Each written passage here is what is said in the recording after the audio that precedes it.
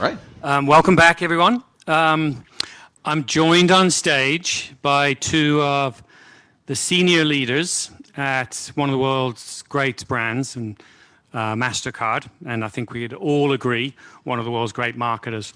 Cheryl said, keep the intros cash, which is hard when you've got accomplished a lot, but Cheryl's the EVP of North America Marketing and Communications, leading a team behind Priceless, all the comms, sponsorship, research insights across B2B and B2C. She's done a lot. She's been there through it all, I'd say, over the last 20 years. Has led credit products. She's ran US marketing, launching Priceless Cities, Priceless Surprises, Priceless Causes Stand Up to Cancer. Ran global digital marketing and promotions, and recently leading the True Name Card and the Women's Entrepreneur Priceless campaign. I think we can all acknowledge that's a lot. And her partner in crime along the way, and a lot of that is Traci.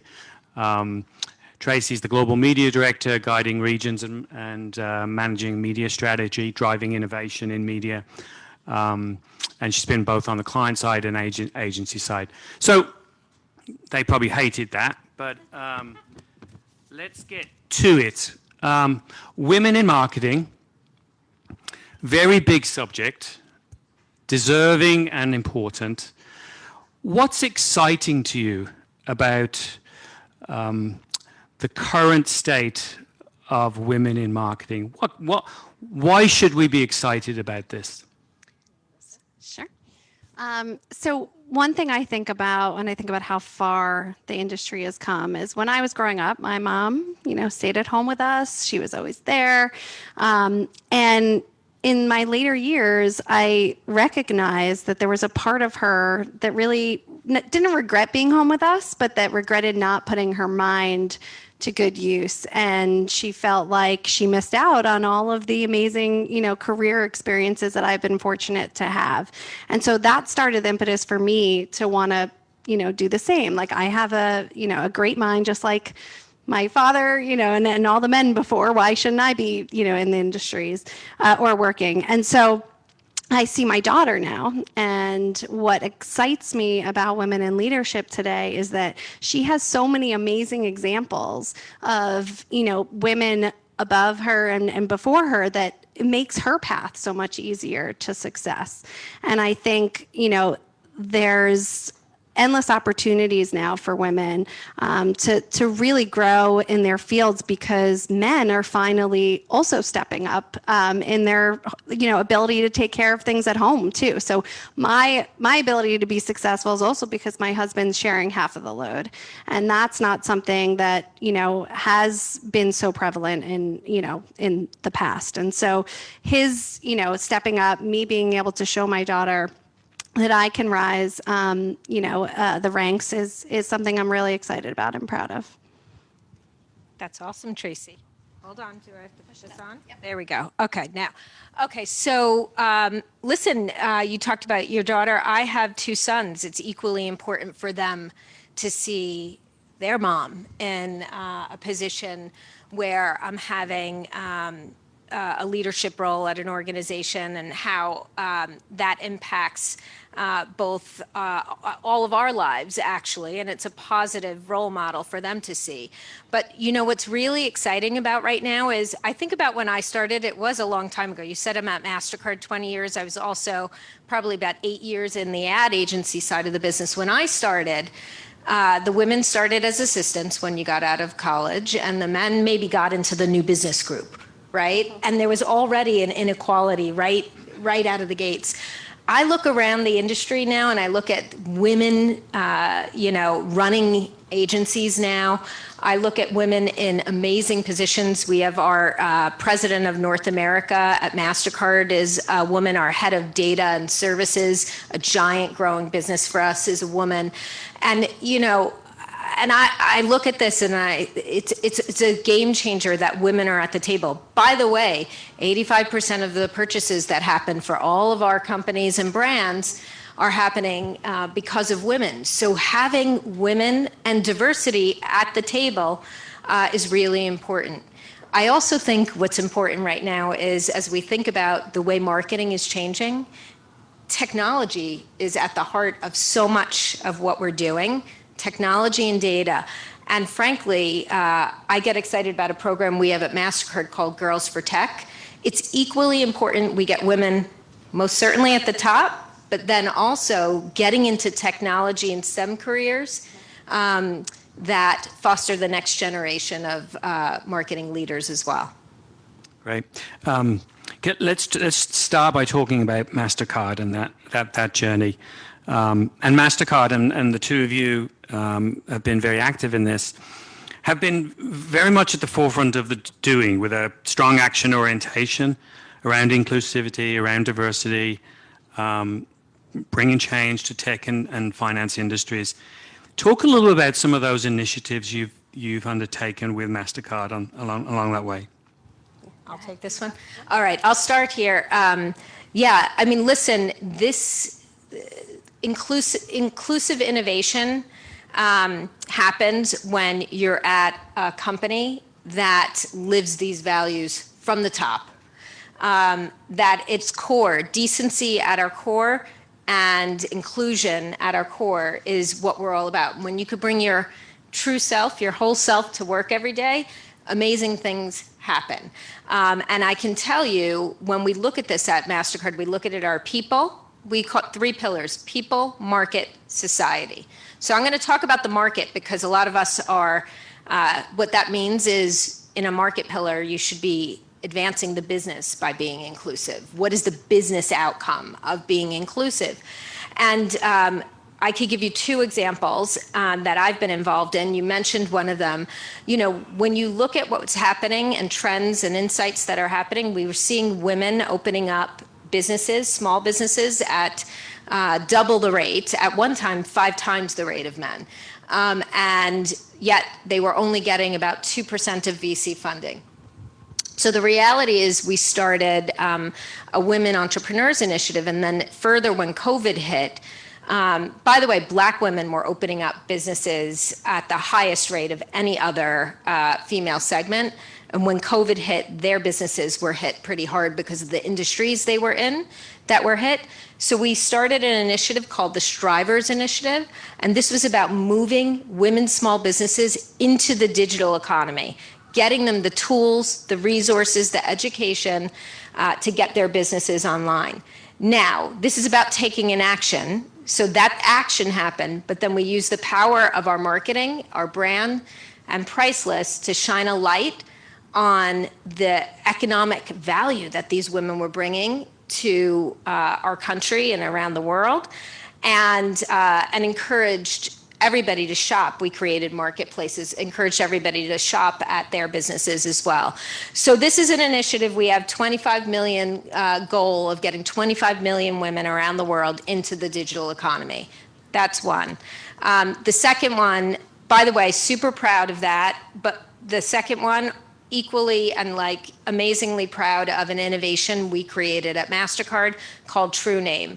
And we learned that transgender and non-binary individuals had a pain point with our product. And it was the name on the card being tied to the legal name. So you couldn't have your chosen name that represented you on the card. And people reported that they were also discriminated against when they didn't present like their ID, or even denied services when it comes to a card product. So we created the True Name Initiative. This required us convincing our banks to come along with us on this journey. We're not a direct-to-consumer brand. We can't just put a product out there.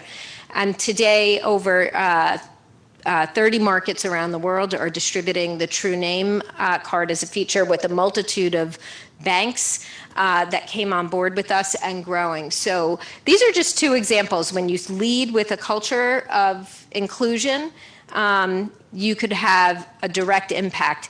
It's not just saying, it's doing, and then you let the storytelling shine a light and have an even bigger impact, enabling people to understand and empathize with what's going on with others. And I can talk about something because obviously we work on a lot together, but I'll highlight one other area of our business that I think has been super impactful for us. About 5 years ago, if you looked at our sponsorship portfolio, it was very heavily male focused. We were, leaning into golf, we were leaning into rugby, and really hadn't thought about the fact that we need to focus on women's sports and we need to balance our portfolio. And so what we've done is invested behind women in rugby now and the NWSL, and we've started to take on programs that really help young female athletes see themselves reflected in others, and are able to, feel more inspired to join, rugby teams or get involved in sports. And until brands start to support women in sport in particular, we're not going to see the step change that we need to see. And one of the most exciting things is now the NWSL finals for the first time is on prime time, and that is a huge accomplishment. And thank you, Paramount, by the way, because it's on Paramount.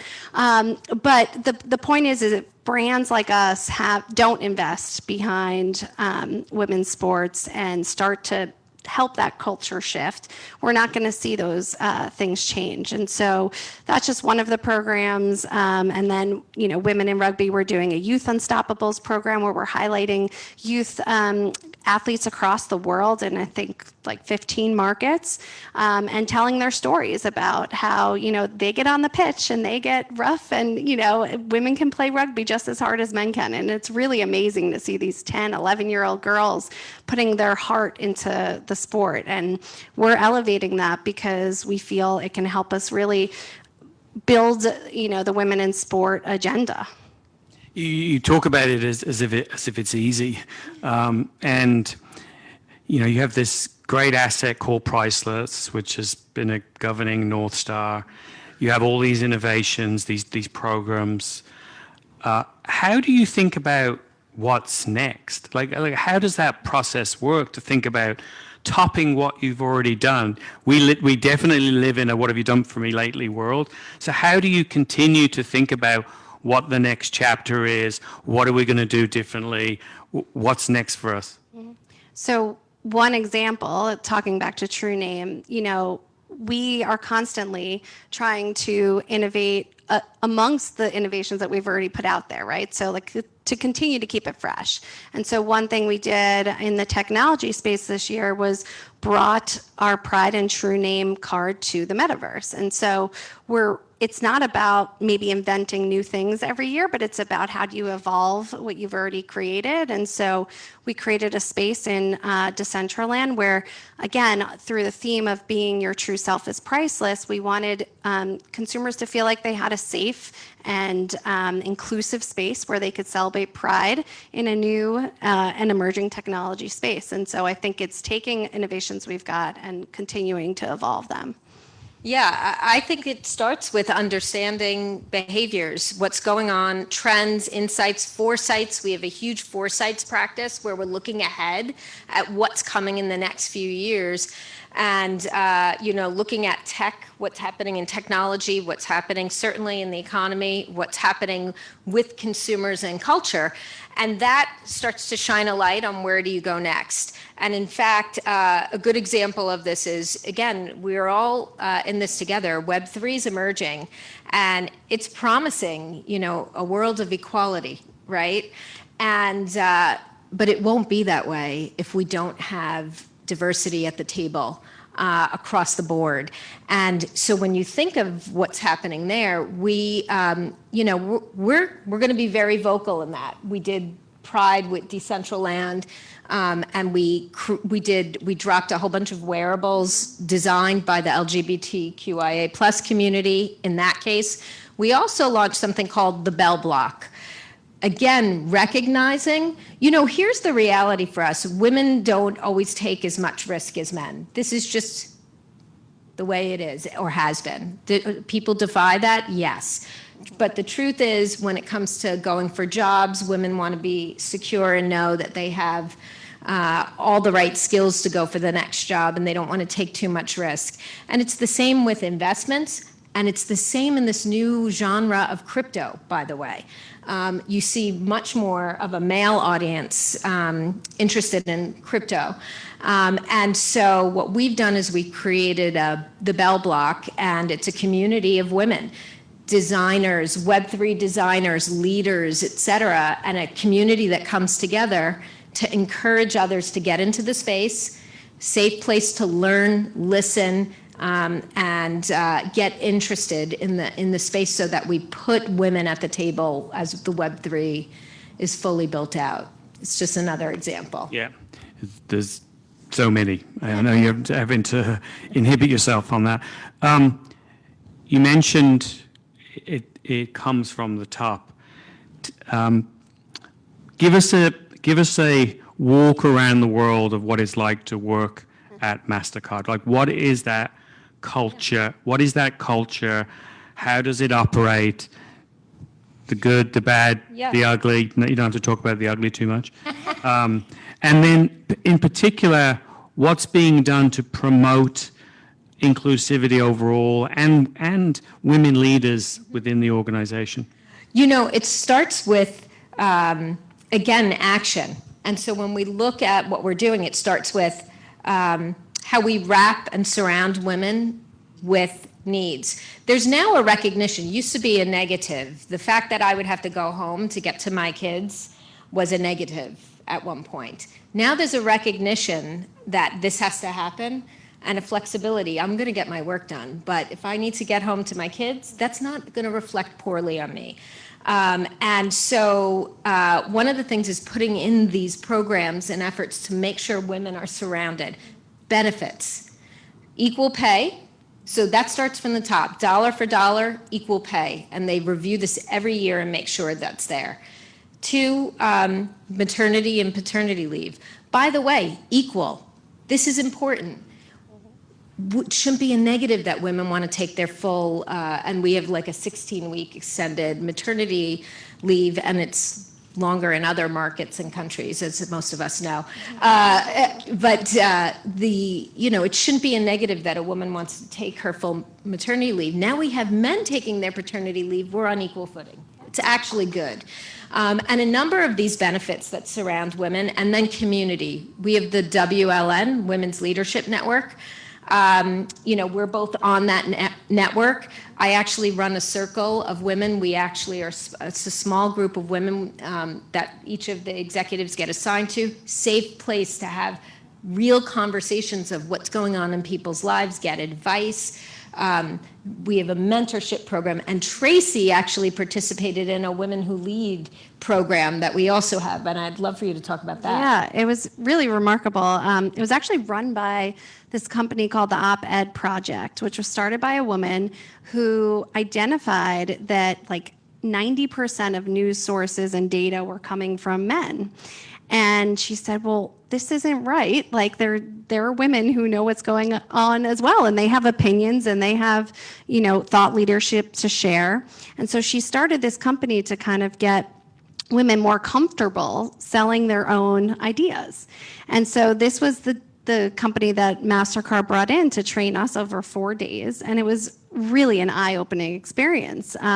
They taught you how to build credibility for yourself, which in a large organization is super important, right? You have to be credible in what you're talking about to sell things through. You have to, work on evidence-based data to also sell in things. We know in a big business too, they want to understand how is it going to affect the business at the end of the day. So what are the important facts that I need to tell to senior leadership to, drive things forward? And really, it was just a time for women like myself who are trying to advance in my career, to sit amongst others in the company who aren't, necessarily in marketing, who I didn't know before. And we come together and we pitch this idea at the end of the program. And that idea, whoever ends up winning in the program, which our team did, just saying, then gets to go and start pitching it internally and finding a way to make it happen. And so it wasn't just hey, let's sit down and, you watch a bunch of slides, all day. It was an immersive experience where we got to really learn tangible things to put towards advancing our careers in the company. And it was extremely valuable. And by the way, thank you to Cheryl for getting me in it, because it is not an easy thing to get into, because there's so many of us. Well, what she's not remembering is 2 days before the program, she's like, I have so much work to do. I don't think I could go. This is typical also. Yes. So I said, I know, but you have to do this. It's so good for you. So this is the other thing. The leaders have to push women, because you'll find a way. I just was having a conversation before with Rick. I didn't network as much as I should, or I had to get home for the kids or do this, that. Like you kind of have to force yourself. I learned this later, and at some point then you have more flexibility to do so. But it's you just have to push yourself, because she would have easily not gone, because no one's picking up. Who's picking up the workload? But it was invaluable. Oh, totally. I do not regret it for a second. Let me ask you then, about this personal, seeing as you're talking about your sort of your own journey on this. What has been your journey? You're long-time leaders, and I can't imagine it was always easy. As you reflect on your own journey as two senior women in marketing, what has that been like? What were the big challenges? What challenges do you still see you have to face, that we have to face? I think we have to push each other. This is the reality. It's too easy to stay in a comfort zone. And I will tell you that my boss that I had at one point, female leader at Mastercard, she said, I know this is like, I thought I knew what my dream job was, and that's the job I wanted. And I told her, that's what I want. And she was like, but you sort of did that already. Like, it's just a higher level of the same thing for you. Like, you know what you should do? Completely something different. And I want you to, this is years ago, I want you to lead digital. It was probably called interactive marketing back then. And it was just before social was even emerging, frankly. It was the best thing that ever happened to me. She said the scariest words to me, though. She said, it's a whiteboard. It's so exciting. And I said, oh my God, who the heck wants a whiteboard? That sounds like really risky. So what I can tell you I learned from this experience is when there's something new and emerging that nobody's done yet, nobody even knows how to judge you. And you're the one that winds up to be the resident expert in it. So just do it when you get those opportunities. Take that opportunity. It was a game changer. All of a sudden, I was the digital marketing expert at Mastercard. We actually put in place a huge team. We did lots of amazing work, and it changed my career path forever. So she was right. I wouldn't have followed. My instinct was do something else. And so we do need to push each other out of that comfort zone. So true. So my career, as far as, the leadership, like getting to where I am, there's a few things. The people who I've worked for I've been very fortunate. They've always been the type of leaders who have supported me, put me in front of senior leadership, given me exposure. And that's across both men and women that I've been fortunate to work for. And in particular, I was working at Estee Lauder in the city, and I loved my job, but I really wanted to move up to Westchester, get closer to home, and Mastercard was the one brand that I just was really passionate about in the area.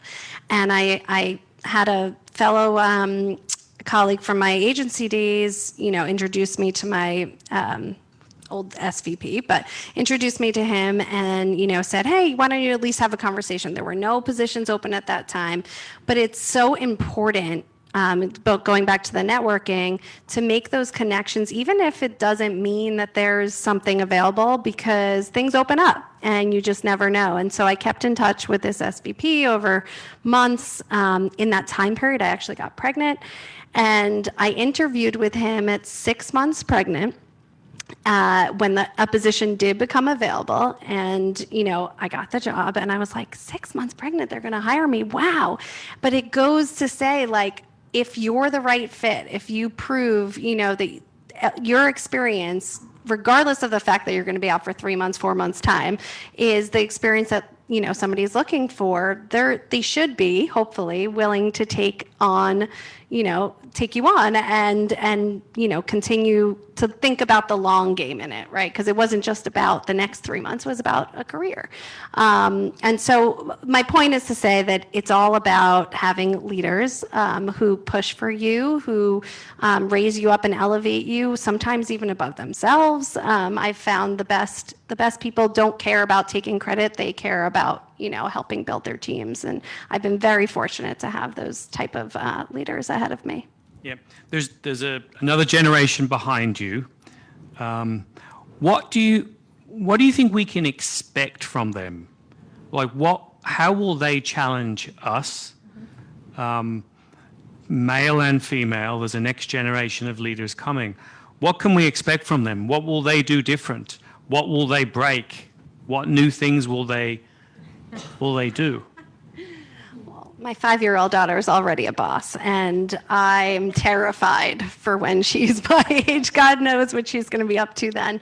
I think they have high expectations. They're going to have high expectations for the companies they work for to be forward-thinking. I think we all know, as it relates to sustainability, like we have to keep moving on that front. They don't want to work for companies who aren't thinking about the rest of the world and driving forward, the economy. And I think it's something that, who knows what metaverse or what, Web3 or what advanced technology is going to be going on then, but you got to think it's going to be even more digital than it is today. So the expectations are going to be high for, companies to understand, how consumers engage in these new ways. And I think they're just going to be tougher on us. Like they're going to hold us accountable to, all the things we say we do as a company, we're going to have to live up to it. Strong points of view, right? Like, so the thing that I'm thinking is we have to make sure that we're putting these new leaders, these new entrants into our areas at the table, because they have a strong point of view and they know and have experienced the world different than me, that's for sure. And so we have to listen. It goes back to the same point on diversity, right? The more you have diverse point of views at the table, the better we're all going to be. And the better the output of the work, the better the representation it will have in the real market. And so making sure that not hierarchical and actually people get a say. Sometimes we did a big planning meeting for our team. The entire team was involved. We brainstormed around ideas. We just did a metaverse challenge that generated 104 new concepts and ideas, 7 of which we blessed to move forward into the next stage. That means people can own their ideas and just break down hierarchy on decision making and create environments for people to flourish and be creative. We're in a creative industry. We need to make sure that we allow those minds to flourish. Last question. Which myth or barrier would you like to see your own energy and the energy of the room put behind smashing or taking on in the next few years? So we're like, who's going to go? Who's going to go? Which myth or barrier? I'll just go back to, again, what I'd like to see change is what we're doing, which is remembering that these aren't a negative, right? If somebody has to leave to go home to a young child, you make it happen. Hybrid world that we're living in, anything is possible now. So I think flexibility, this idea of giving the full flexibility for people and it not being seen as a negative, I pray we never go back to this, right? We have to go forward, not look backwards in this world that we had before. And I think in this newly found flexible world, women again will succeed and it'll work so much better for them, more equal footing. Yeah, and piggybacking off of that, I think that, I experienced something where, I had a personal thing happen to me and I felt like my personal feeling internally was, oh my gosh, I'm dropping balls, or I'm not, progressing. And one of my mentor actually said to me at one point in time, she said, listen, you're going to have times in your career where you're running, you're going to have times where you're walking, and you're going to have times where you have to crawl. And she's like, it's okay. Like you have to take care of things outside of work. You have to deal with these things. And so I think the myth in that case is like the belief that we always have to be running at full speed. You don't. You just have to be there and give your best. And I think when you have leaders who understand that and the flexibility in an amazing company like Mastercard, it's something that we can feel good about, moving forward. Thank you. And thank you, because I think everyone in this room looks to Mastercard as an example of what to do both out in the world and internally. So I appreciate all the perspective, and I don't think we have any time for any questions, so thank you. I think we're good. Thank you very much.